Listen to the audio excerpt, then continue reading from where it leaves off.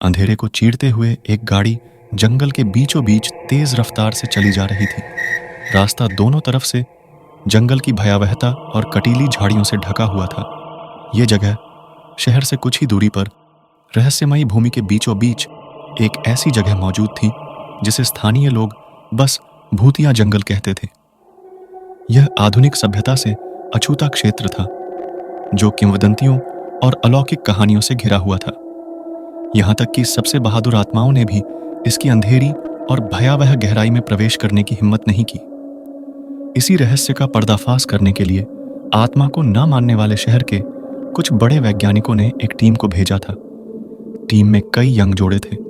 उनकी गाड़ी जंगल के अंधेरे में एक रहस्यमयी पेड़ के सामने अचानक से रुक गई, जो एक भयानक जगह थी। पेड़ के आसपास एक अजीब सी खामोशी थी। सब लोग गाड़ी से बाहर निकलने ही वाले थे कि एक अनजान साया उनके सामने से गुजर गया। पायल की छनक ने सबको खामोश कर दिया। गाड़ी से उतरने के बाद सबने देखा कि वो जहां खड़े हैं वो जगह एक पुराना खंडहर था।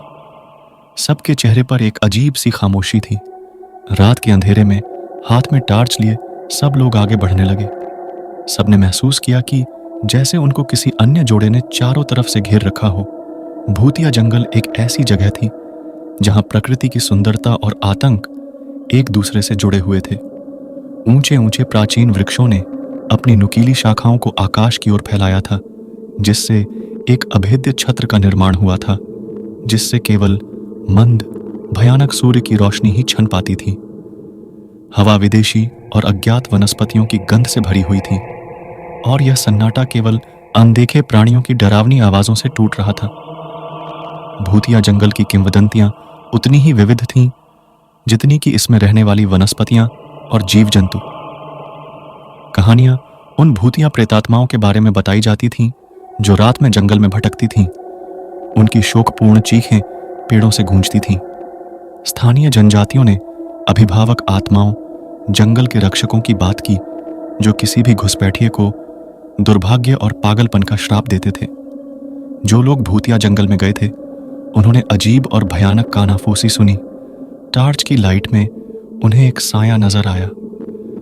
पेड़ों के बीच अलौकिक रोशनी टिमटिमा रही थी और हवा में फुसफुसाहट भर गई थी, मानो जंगल जीवित हो और सबको देख रहा हो।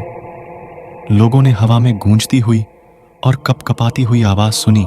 जिन लोगों ने इसकी गहराई का पता लगाने का प्रयास किया वे कभी वापस नहीं लौटे, बिना किसी निशान के गायब हो गए। उनकी आंखों में वे रहस्य घूम गए जो उन्होंने भूतिया जंगल के बीचों बीच देखे थे।